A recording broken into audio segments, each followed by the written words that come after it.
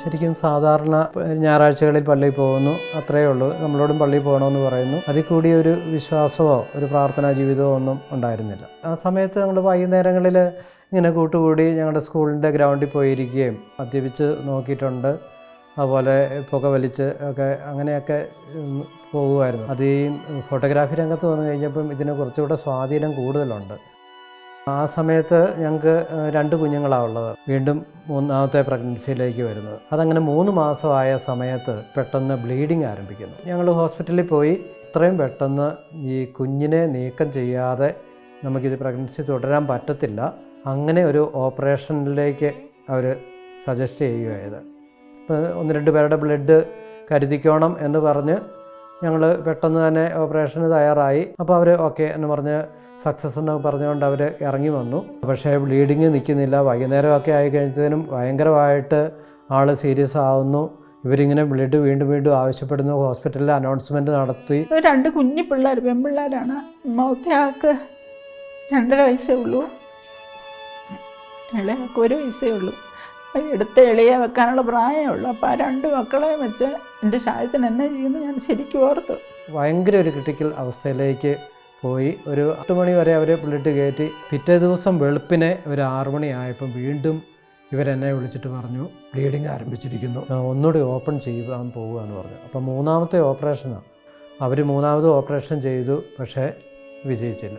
ഈ കൈയെല്ലാം ദേഹമെല്ലാം കറുത്ത് പെട്ടെന്ന് അങ്ങനെ കറുത്ത് വരുന്ന കൈവെള്ളമെല്ലാം കറുത്ത് വരുന്നത്. അപ്പോൾ നമുക്കറിയാം നമ്മൾ മരിക്കാൻ പോവാം. അങ്ങനെയൊക്കെ ഒരു രീതി എനിക്ക് വന്നു. അപ്പോൾ അന്നേരം എനിക്ക് പെട്ടെന്ന് ചിന്തിച്ച് ഞാൻ ഷാജിനെയൊക്കെ ഇനി ഒന്നും കൂടെ ഒന്ന് കാണാൻ പറ്റുമോ, ഈ പിള്ളേരെ എനിക്കൊന്നും കൂടെ ഒന്ന് കാണാൻ പറ്റുമോ. ഇവരെന്നെ വിളിച്ചിട്ട് പറയുന്നത് വളരെ സീരിയസ് ആണ്, അത് കാരണം വെന്റിലേറ്ററിലേക്ക് മാറ്റാൻ പോകുകയെന്ന് പറഞ്ഞു. അന്നേരമാണ് പിന്നെ പ്രാർത്ഥനയെക്കുറിച്ചുള്ള കാര്യങ്ങളിലേക്കൊക്കെ വരുന്നത്. നമ്മൾ പ്രാർത്ഥിക്കാൻ തുടങ്ങിയ സമയത്താണ് എനിക്ക് പെട്ടെന്ന് ഇങ്ങനെ ദൈവത്തിൻ്റെ ഒരു സ്വരം എന്ന് വെച്ചാൽ ഹെബ്രായർ 11 അതിൻ്റെ അകത്ത് വിശ്വാസം എന്നത് പ്രത്യാശിക്കുന്നവ ലഭിക്കുമെന്ന ഉറപ്പും കാണപ്പെടാത്തവ ഉണ്ട് എന്ന ബോധ്യവുമാണ്. വിശ്വാസമില്ലാതെ ദൈവത്തെ പ്രസാദിപ്പിക്കുക സാധ്യമല്ല.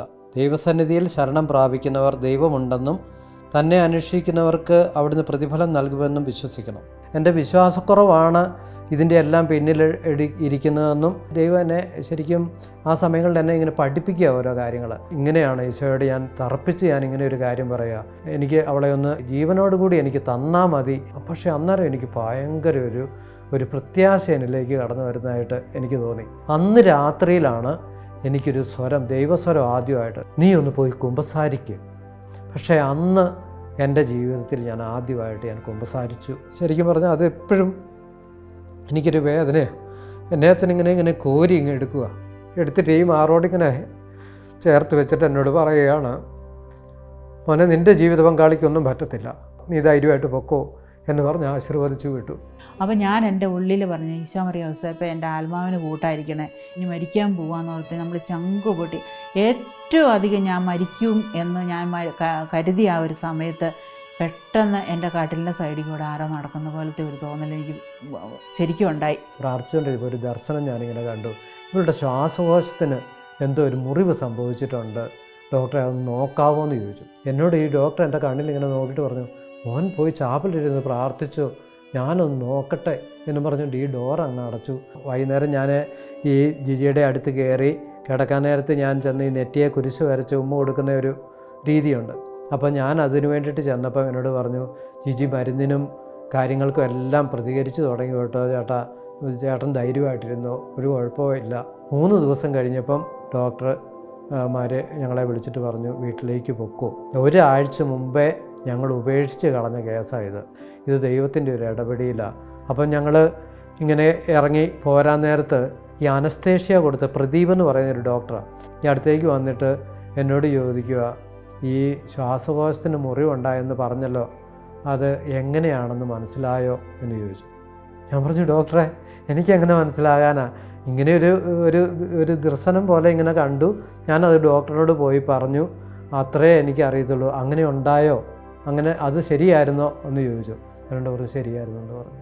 ഇന്ന് ദൈവത്തെ മഹത്വപ്പെടുത്തിക്കൊണ്ട് അല്ലെങ്കിൽ ധ്യാനത്തിന് നിരവധി പേരെ വിട്ടുകൊണ്ട് കുടുംബത്തിൽ പ്രാർത്ഥനയ്ക്ക് മുൻതൂക്കം കൊടുത്തുകൊണ്ട് പോകുന്ന ഒരു അജഗജാന്തര വ്യത്യാസം വരുന്ന ഒരാളെയാണ് ഇന്നെനിക്കിപ്പോൾ ഈ ആശുപത്രി വാസത്തിന് ശേഷം കാണാൻ സാധിക്കുന്നത്. ഈ കാര്യങ്ങൾ തീർച്ചയായിട്ടും എൻ്റെ ജീവിതത്തിൽ എന്നെ ദൈവമായിട്ട് കൂടുതൽ അടുപ്പിക്കാനും ഈ ലോകത്തിൽ അനുകൂലമായിട്ടുള്ള ഒരു ശുശ്രൂഷ എന്നെ ഏൽപ്പിക്കാനും വേണ്ടി മാത്രമായിരുന്നു.